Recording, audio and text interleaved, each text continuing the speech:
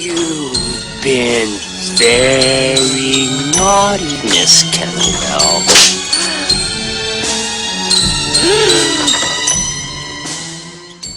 Welcome back to SledgeHammer Horror, guys. I am Ken Sledge, and let's talk horror. Today, I am joined by a good friend of mine, fellow YouTuber Michael Pinero, also known as the Video Creep. How you doing, man?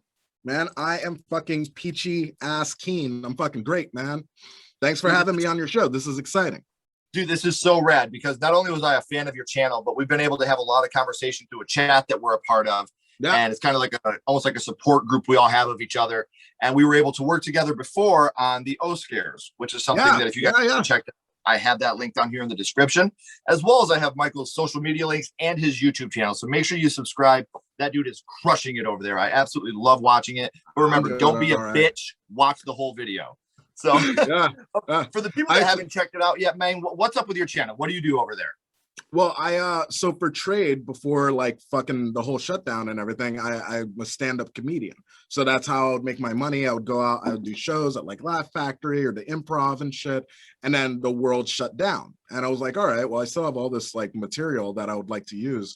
So I was in the process of making like something to do with just my life and time. And I was like, all right, well, fuck it, I'm going to talk about horror movies. And then I did that. And I was like, well, this is lame. And I was kind of like, all right, I'm going to start talking. I'm just going to start doing comedy in my videos. And then that's when I kind of started to get really fucking into what I was doing and shit. Yeah. But if you watch the first like 5 videos on my channel, dog shit. It is funny though, like even now, like with me, even, you know, going back and watching my first couple videos, I'm like, oh my God, dude, the fuck was I thinking doing this?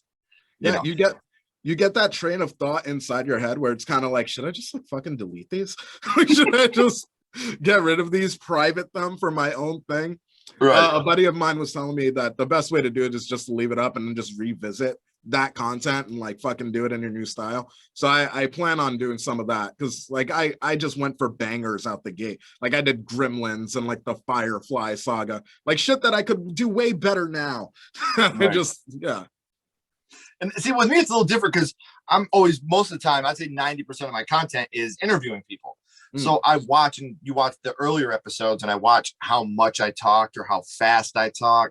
And I try to learn from those old episodes that brings me back down now when I start thinking about it. So it is fun to go back and watch your old content. And you guys can do that with some of the links down here in the description. So make sure you're doing that and checking him out. Do you have any cool interviews or any cool videos you got coming up that you can talk about, or? So no new interviews or anything like that. I am hosting Midwest Slaughterfest in Nebraska. It is a horror con where I'll be talking to like Lena Quigley from like fucking Night of the Living Dead. It's straight up horror con style, like where there's a stage and everything. I'll be talking to like the guy who played Leatherface and Pinhead. David Howard Thornton will be there. There's a couple other people that I can't talk about yet, but like big horror alumni. And like since it's in August of 2022, everyone has some time to fucking save up. The pandemic will be down. Like it's kind of a good thing. As far as my personal channel, I have a review that's about to drop for Night of the Demons. So that's nice. So with HorrorCon, what was it? It's called Midwest Slaughterfest. Do you know when tickets will be going on sale for that? They are on sale right now. You can literally start buying them already. And you guys can do that with a link right down here in the description. I've said that about 5 times, but that's how I want to emphasize. Go to the description. Check out these links. I would like to see you guys. I think I might have to go to Midwest Slaughterfest because I'm not too far away. So I will probably buy my tickets right after this. So that's congratulations on being able to host that, dude. That's really fucking cool. Thank you. Yeah, I started working for HellFire Entertainment recently. And so I was able to get the gig through that. So it has been fucking very helpful. That's super rad, dude. I'm super excited to check it out. Yeah, thanks, man. Yeah, the big thing with it is just hoping that I can use that as a credit to then try and apply to work at places like Monsterpalooza and like all the other like big cons, you know. Dude, you got to start somewhere. Yeah, no, that's being able to host something like this. You know, that's a huge, you know, feather in the cap. Thank you. Yeah, no, I'm like feeling myself about it. I'm not humble about it at all. I'm like, no, yeah, I deserve this. I've been working on That's fucking awesome, man. So, Michael, we know what you're doing in the future. We know what you're doing right now with the channel. But now, my friend, I want to take it back to the past. and I want to talk about what got you started off in the horror genre, the first horror movie that you ever watched, and your first horror movie was. My first horror movie was Child's Play 2. Child's Play 2. That's why we both got the Chucky shirts on. There was a pre-discussed conversation that happened before this video. That stuff is magic. There's so many people that Child's Play was their first movie, whether it be one of the Child's Play franchises. And I've always said Child's Play overall is one of the best horror franchises that there is. I think it's one of the most consistent horror franchises that there is. And to start off with number 2, which is so often considered the best of the bunch, is an awesome way to start your horror life, because to me, this is kind of like the perfect Chucky. He's still funny in this one. He has his one-liners like right before he kills his stepdad, and he's like, "How's it hanging, Phil?"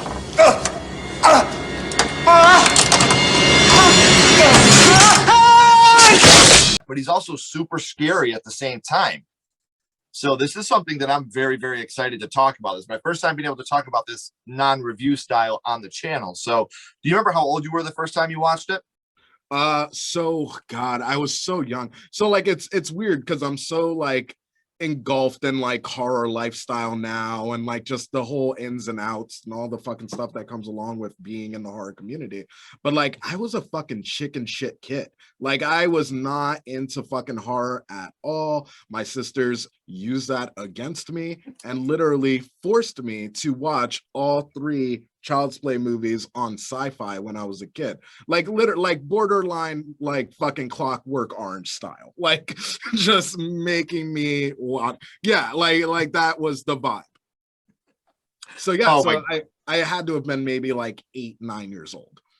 Right, and it's funny because as an adult we watch Child's Play, and I don't look at Child's Play is a horror franchise. Please don't get what I'm about to say wrong, but as a 35-year-old man, I'm not as scared of Chucky as I was as a child, because I think as a child, we look at that toy as something that is super important to us. You know, like I'm not lying, dude. My WWF action figures were my fucking life when I was that age, man. I couldn't imagine the Undertaker coming alive and, choke slamming me as a little, you know what I mean? Like, so it's the ultimate betrayal. It's this thing that, like, because what does a toy provide for a child? It provides comfort. It provides familiarity. Like it's this thing that it's so you. And as a child, you have so little. You have everyone who's number one just has the gains on you. They're stronger, they're taller, they're everything. But you develop this world of like your toys where like everything, you're the boss. You're number one. And then it's like you get backstabbed because now this little fuck wants to kill. Great. This is just what I need on the plate. That's the best way of wording it too. And I think that's why as a child, Child's Play affected me so much. And while we're on the subject of how it affected, which scene from Child's Play 2 affected you the most? Motherfucker. No one talks about it, but it got me hard, so fucking hard. There's a scene after fucking Chucky kills Tommy, and he first enters the house, and Andy is like, "Oh, do you hear that?" And there's this long pan where it goes down the hallway and down the stairs. It's like lightning going on. It's the worst night weather in all of, just bad shit. And you just see Chucky standing at the bottom of the stairs. And he's like looking, he does a little like head tilt thing. For some reason, that still shot just shook me to the heart, like right at the fucking root. I was like, oh, great. Now I'm terrified. It's funny you say that because you're right. I've never heard anybody really talk about how scary that scene truly is. Yeah, because it's so calculating. There's something about the way that he's standing there. I remember as a kid being like, this motherfucker's standing right there, and he's thinking, if I go up these steps, what's around that corner? There's probably a couple doors. I want to know exactly what door to go to. He's fucking thinking, he's plotting shit. I didn't like that. I didn't like that at all. I was like, that little fuck is way too smart.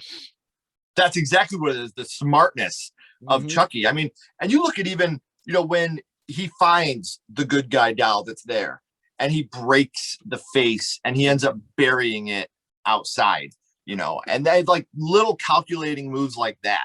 He could have easily just hid and waited, but he was like, I'm going to be here. I'm going to be right in the foreground. I'm going to make sure that they know I'm in the foreground. So that's super legit to me too. I think that's one of the things about that franchise that like doesn't get enough discussion, but it should. Part of the fun of those Child's Play movies and us seeing the monster and knowing the monster is seeing those scenes where it's regular life and we are fully aware that that doll is fucked up, but they don't know. Right. And we're seeing everything that he's collecting, all the information, all the shit that he's like putting together for him ultimately to strike. It's like knowing there's a killer in the room, but not knowing that there's a killer in the room. It's horrible. Right, man.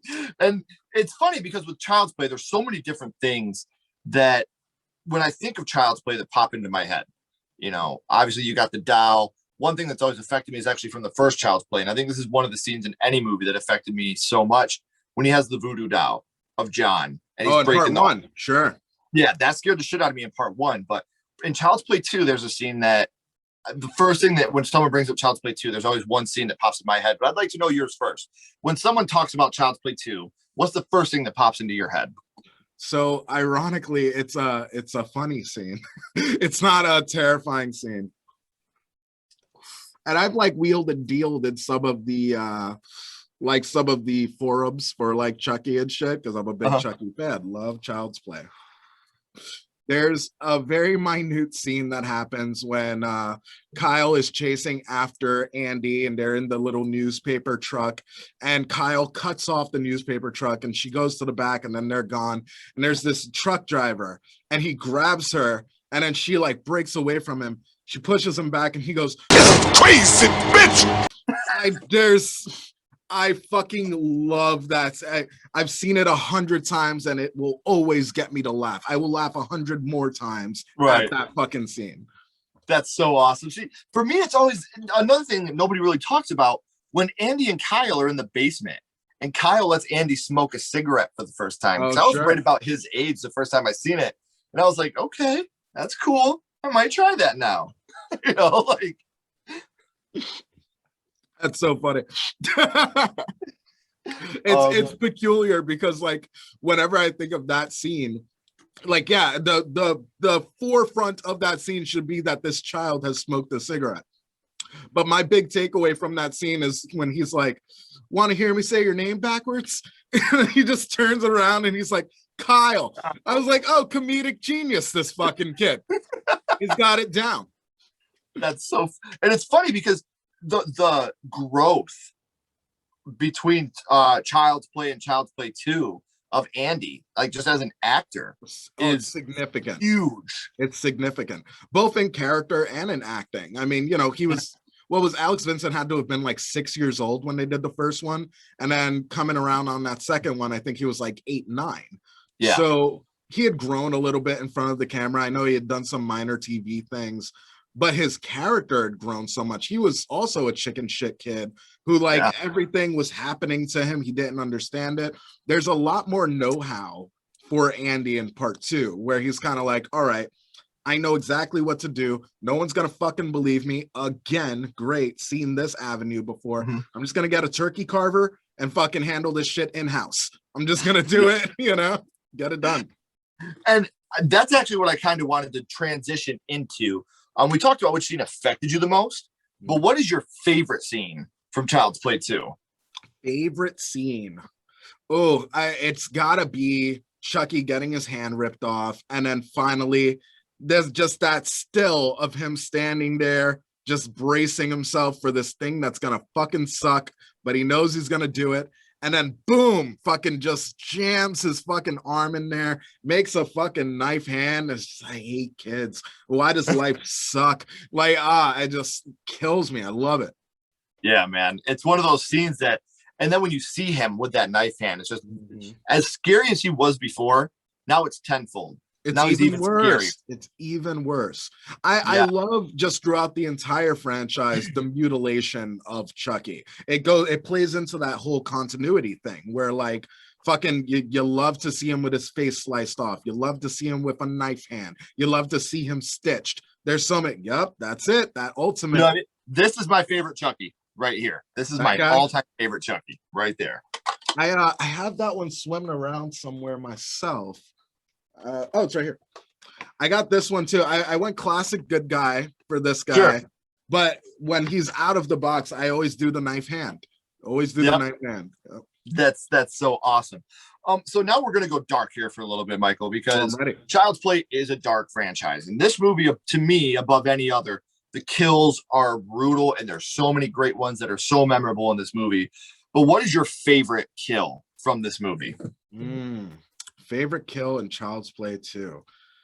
I'm gonna go early on this one and talk about the assistant at Play Pals. Like when Chucky fakes him out with like the little water gun, and then he's kind of has that breath of relief. I'm fine. And then boom, we get that suffocation scene. Oh, it's great, especially because he's the Lakeshore Strangler. The Strangler, yes. That's what he does. That's his thing. It's great when we get to see him strangle, and that's the first kill in the film. Yeah. And that's another one of those, like you said, when he shoots him with the water and he's like, "You're dead." Yeah. He does the laugh. It's so good. It's so yeah, then that guy just, and we know, oh shit, you let your guard down. Like, you can't do that with this guy. He doesn't want to be your friend. Like, no matter what, he's not your friend till the end. Yep. FYI, that is it scares you as a kid too, because you're watching this guy flail. It's a very he looks like he's being suffocated. It is a great scene. Yes. My all-time favorite thing about Child's Play 2 though is that character number one, because right before he dies, he has a ridiculous conversation with someone on the phone. His 3-week sweetheart. They've been hot and heavy for 3 whole weeks, and or I think it's 2 months. It's some very minuscule number that they've been together. And he goes, "Oh, the vodka. Oh, of course I got the vodka. I know what that does to you." What is that? What is going on with that? It's insanity, and I love it. It's so fucking funny. It is, dude. And that's what I love about this movie. It's not my favorite of the Child's Play franchise. We'll get to that in a little bit, but it does blend the horror and the comedy better than any of the other one in the franchise, I think, when it comes to just strictly blending the two. Oh, it nailed it. It nailed it. Yeah. So we've talked about Child's Play 2, which was your first horror movie, but now I want to go scream on you here for a second. What's your favorite scary movie? What is your favorite horror movie? Oh, this is such a subjective question. And had I asked you on a Tuesday, you'd also be scrambling. There's so many. I think a common one for me is to say Texas Chainsaw Massacre, the 1978. There's just something about the pacing of that film, the kills, the characters. I just, across the board, I enjoy that film through and through. I can rewatch that over and over and over again. And it has one of the scariest scenes of all time to me. The dinner table scene to me is top 5 in my just scariest fucked up scenes of all time. It's scary. It's terrible. It's terrible. And then we've seen nothing but copycats of it ever since. It's such a staple. I did a poll not so long ago talking about which horror villain of the main 7 would you fucking chop off or whatever. And Leatherface got a major cut. Most people were fuck Leatherface. I don't get it at all, because the Leatherface and Texas Chainsaw Massacre is just as defining as Mikey or Jason or even fucking Chucky, See, and I think that when it comes, if you're asking me which franchise I would cut, it would be Texas Chainsaw, just because I think the first one is amazing. I think the second one is very, very, very good. Thank you. And after that, it's just a huge pile of shit to me. Really? Yeah, I'm not a fan. I mean, even the remake, I like a couple scenes of the remake, when he wears the boyfriend's face and he comes out, and then when you got the shot that goes through the girl's head after she shoots herself. I think that's brilliant. It's a beautiful shot. But I actually liked the newest Leatherface more than I did any of the other ones. Oh, straight up Leatherface. Yeah, when they escaped the mental institution. The only thing, I think that the twist in that movie was fucking garbage. They should have made the one kid. If it's something, sometimes if it's so obvious that it should work, it's gonna work. It's gonna work. You're gonna tell me that the guy that became Leatherface in '78 is the same guy that was macking on a nurse at the retirement home and really soft-spoken, but getting shot in the face completely ruined his whole person. I don't buy it. It does not work for me. So you should have had Bud be Leatherface. There's a funny divide with Leatherface, and what'd that come out in 2018 or some shit? Yeah, it was not that long ago. Yeah, not that long ago. It was the last thing that we got. There's a weird divide. There's a weird divide, and then there's a weird fucking rejoicement. Either people really like the film or they really hated the film. But one thing that everybody agrees on is that was a bullshit ending. Yeah, It made no sense. Stupid. It made no sense. You don't have to, especially like with Texas Chainsaw. I look at Texas Chainsaw the same way I do Friday the 13th, Child's Play, Nightmare on Elm Street. A twist ending is not going to fucking work in this franchise. You got a brutal murderer. Let him do his fucking thing. Don't try to tell me this little pipsqueak that was a well-spoken sweetheart macking on nurses turned out to be fucking Leatherface. No, get the fuck out of here. There's no fucking way. There's no fucking way. Yeah, it's universally known at this point that was terrible. I ride and die with fucking Texas Chainsaw Man. I like all the films except for the one with McConaughey. That one, that one I could kind of give it to. But even that has like fucking so bad it's good quality to it and shit. I just don't like the Illuminati thing. Like, and then the airplane comes and kills McConaughey out of nowhere. I'm like, what the fuck? Dude, so I want to see Leatherface cutting people. That's all I want. I don't want the Illuminati and all that shit. A lot of people will fucking a lot of people hate fucking 3D, and I think 3D is one of the best. That's the one where he ends up going to the what's it called? The carnival? And he's got no 3D is the one with God, what's her name? Daddario. Really fucking beautiful. Is it the one where they start off as the shootout at the house and she ended up being? Yes. Okay. Yeah. The one with the bad, but it wasn't bad, but it gets so much shit. Generations was way worse. And it gets far less shit than fucking 3D does. But like, there's the only thing I don't like about 3D is when you watch it now, even now, and it hasn't been that long, like the effects on it do not hold up. Even if you watch it in 2D, it looks like shit. Yeah, there's some weird blood going on and some yeah. And then there is the fucking like go get him cuz that like everybody fucking hates, but like somebody has to exactly gung ho. Let's do this. Yeah, no, it's a bummer in that way, but ultimately I enjoy the film for what it is. If you're gonna pick apart a one-liner in a fucking slasher, I've got get out of here. I've got a lot of one-liners from slashers that you're gonna love. That's what they are, man. Hey Tina, watch this. Yeah, come on. It's too good. Even like honestly, I'm a sucker for one-liners in anything. Like fucking, how can you say that you like They Live and hate Nada? Like that blows my mind. Like I don't understand that shit at all. Right. Why did he say that bubblegum thing? I don't know, because it's badass. Live on. Keep going. Dude, but that's what I'm saying. Like, that's what they are, man. Like, they're corny. Like, I mean, please don't take this as I'm talking shit because no, not at all. They are corny in the best way. Yep. Yes. I'm a huge slasher fan. Huge slasher fan. It's my favorite horror subgenre. I'm a slasher guy all day. It's neck and neck with me between slasher and found footage. Dude, fucking same. Like, dude, found footage does not get the dick stroking that it deserves, but it is fucking great. Well, the reason why is because people look at it and go, oh, you can just do this with a camera. That ain't hard. Bitch, this is hard because I have to depend on an iPhone to capture all this shit and make it look good. I don't have digital effects. Even my practical effects are hard to make look good when I'm using a fucking iPhone. Like, one of the best films I think that's come out in the last 25 years is Host on Shudder. That movie is fucking dynamite, and it's all done through Zoom calling. That's how they filmed this movie, and it is fucking dynamite. And that movie would not get any credit it deserves, and it's bullshit because that movie is so fucking good. I've seen one article where they already called that one of the top 10 best horror movies of all time, and that got me so amped because I think it's so true. I think that movie is fucking phenomenal. Unfortunately, I'm on the other side of the fence with that. I had a really piss poor time watching that movie. Wow. But I am willing to revisit it because you know how it is. Like sometimes you can watch something, it just hits you wrong. I watched it. The one I made, it's the only negative review I have on my channel is for Host, and it is visceral. Like I don't know if there was just something in the air that just made me not connect with it or whatever. I couldn't get behind it.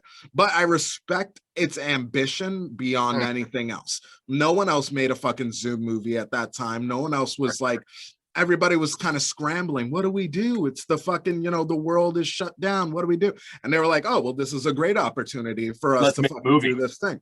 Respect where respect is fucking due. Though I don't love the movie at this point in my life, because again, we change, we evolve. I could love it tomorrow. But one thing is for sure is that it deserves all the credit that it does get when it gets it. Well, I mean, look at the Blair Witch. People can talk shit about that all they want, but man, that movie blew people away because you didn't have Google in your pocket at that time. Yep. You couldn't just look up, is this real? And the marketing on that movie made that movie amazing. Oh, I know. We've never seen it again. We kind of got a taste with the very first Paranormal Activity when that first one came out and that dropped. Was the first time since Blair Witch Project that we were kind of like, was that real? Right. Did that really fucking happen? But it's not something that you see a lot when people are marketing their horror films. It's a bummer. Yeah. Also, just to touch on it, because you brought it up, Blair Witch Project is one of my favorite movies of all time. I love Blair. My car is called The Blair Witch because I love that movie so much. I thought you were going to be like, because it's broken down and I can't find it anywhere. Oh, no. It's just because it's like a 90s piece of shit. Video Creep does not drive a fancy car. I drive like a Toyota Camry. Like, it's not. Yeah. I got a Pontiac G6, bro, and it does not fly like a G6. I can tell you that. But much like much like Blair Witch Project, my car's still going today. Like, it is, 20 plus years old and shit. Come on, like, props where props is due.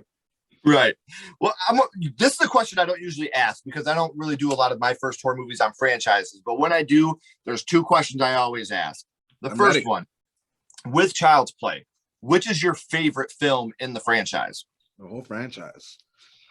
So it is Child's Play 2 for sure. There's just something so nailed down about it. But since we already spoke about it, I will go outside of that right there.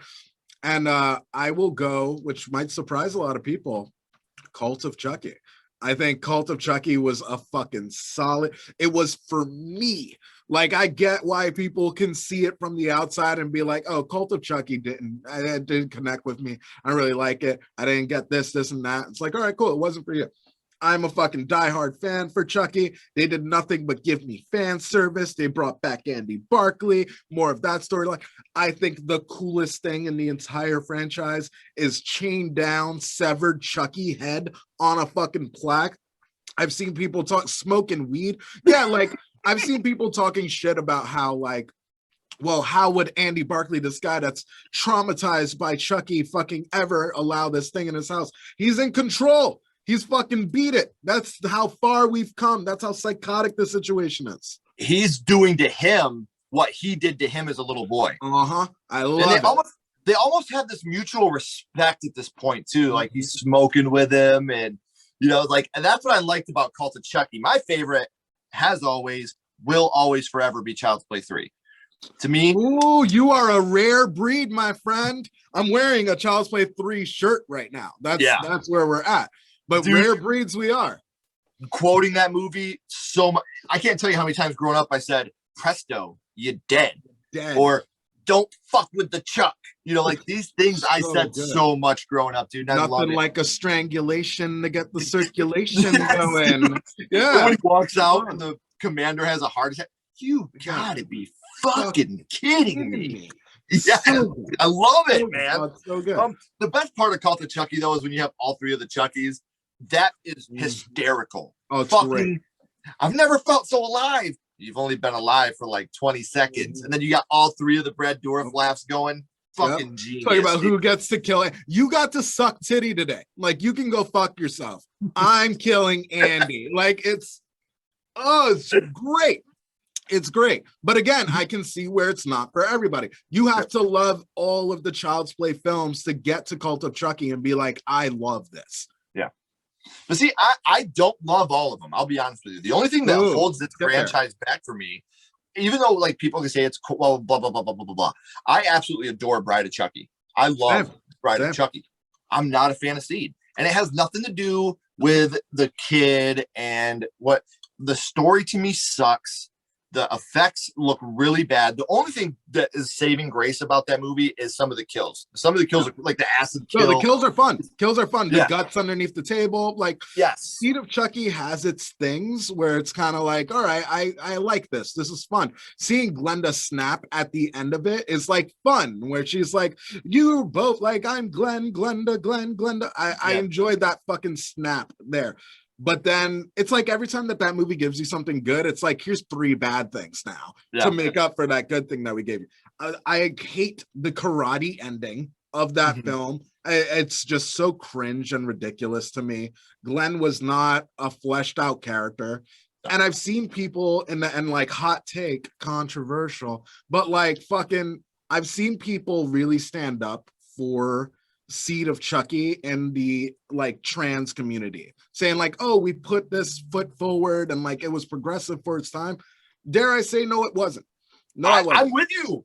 I'm with you. It wasn't at all, because it didn't dive into, that's like saying Buffalo Bob was positive for the transgender community. No, he fucking wasn't. No, he wasn't. That's an idol. They did not get into any in-depth as to what the character is, what this character, the positivity of being transgender. They looked at it in a total shitty way. They really shit on the transgender community in this movie. I am not going to put it better than you just did. Like, yes, they brought it up at a time when nobody was talking about it, and that is commendable. But they spoke about it in a shitty fucking way. I honestly mocked it more than anything. I don't understand how that's like if I said fucking Black Lives Matter. Well, the rest of my fucking rant was about Texas Chainsaw Massacre. You can't hone in on the fact that I just spoke about Black Lives Matter and make that the thing I spoke about. That's what that film does. It's like Candy Crush. By the way, fucking Halloween 6, Daniel, like it just doesn't work out that way. I'm with you. And I do like, I completely agree with what you said too about how what they did was commendable. They tried to bring up something that was not being discussed a lot, but you got to do it in a positive light. And this movie did not do that whatsoever. And that's an argument I will stick with till the end of time. And I want to clarify this on both our behalves, because we have spoken about stuff like this before. Neither Michael and I have any problem with the LGBTQ community. Oh, no, not at all. That's not the discussion at all. We have family and friends that are very proud members of that. And I know, because of, I'm not going to talk about any specifics here, but because of conversation that you and I have, we both know what that community means to both of us.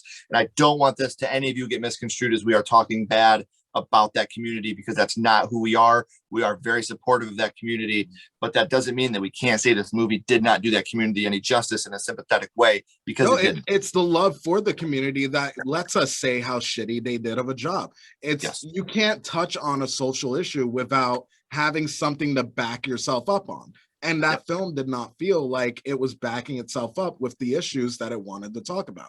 For that, just don't talk about it at all. Right. Thank you. Thank you. I'm so, I'm glad we talked about Seed of Chucky now, so we could get that out in the open. I got two more questions for you before we wrap this up, my friend. The first one, now this may be controversial to me and you together, because I would love to get your opinion on this. We're talking about the Child's Play franchise. We cannot talk about the Child's Play franchise unless we talk about the remake. What are your opinions on the Child's Play remake? Boy. All right. So I enjoyed the remake. I did. I didn't hate it. I didn't think, I went in expecting the worst. Like I went in thinking there's no way that I'm even going to be minutely entertained by this. And I was mistaken. I actually thought that there was a lot of things in that I really enjoyed. However, I am an OG Chucky fan. That is where I lay. And it's a weird divide that MGM has created for Child's Play fans, where it's kind of like, I don't want to feel like a traitor to this thing that I've loved forever, but this isn't exactly dog shit. And it's so not dog shit that I even would entertain a sequel to that. But then that will hurt this thing that I like. What a fucking shitty situation. I feel like I got bullied with the Child's Play remake. Now, here's where I'm going to get a little controversial. And I mean this with the utmost respect. Oh, I'm ready for it. I like the remake more than the OG. Like, as far as the original? Yes. Interesting. Lay it on me. I want to know why. And the big thing that I love about this movie is the thing that most people hate.